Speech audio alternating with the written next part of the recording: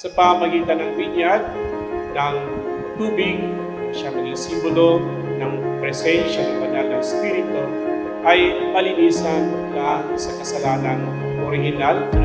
This horizon, it's shining. Seems the daylight knows this is our time now. Where we're going, these dreams we're holding. Oh, and now Winona Ridge, ito ay binibinyagan ko sa ngalan ng Ama, ng Anak, ng Espiritu Santo. Amen. the wonder that awaits. Here we are, forever starts today.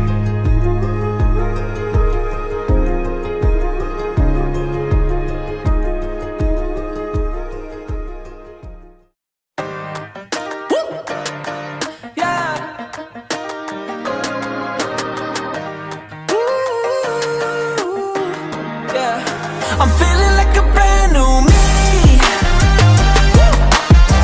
Brand new, brand new. Brand new, brand new. Okay naman siya. Ano siya, mabait siya na bata, tapos hindi siya pala iyak. Yun. Si baby, mabait na baby. Of course, hindi siya iyakin. Iyak lang siya pag kailangan ng diaper or dede yun. Unlike other babies na mabilis mairita, ganun siya. I'm feeling like a brand new me. For the very first time, I'm where I'm meant to be. Sa akin nagmana yun, 100%. Sa buka, sa kanya. Sabi niya lang. Pero, Sa katawan, ni mami. yun. Malaman natin pag lumaki pa si Winona.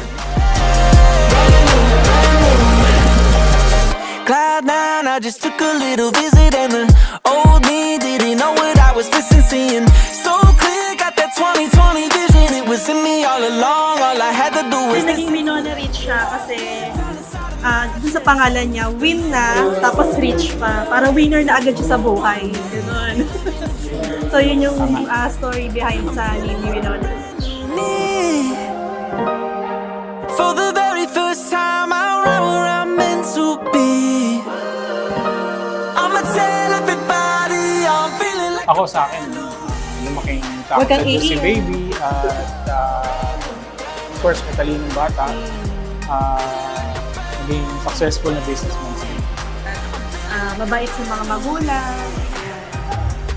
At maging malusog na bata habang lumalaki. I'm feeling like a brand new me.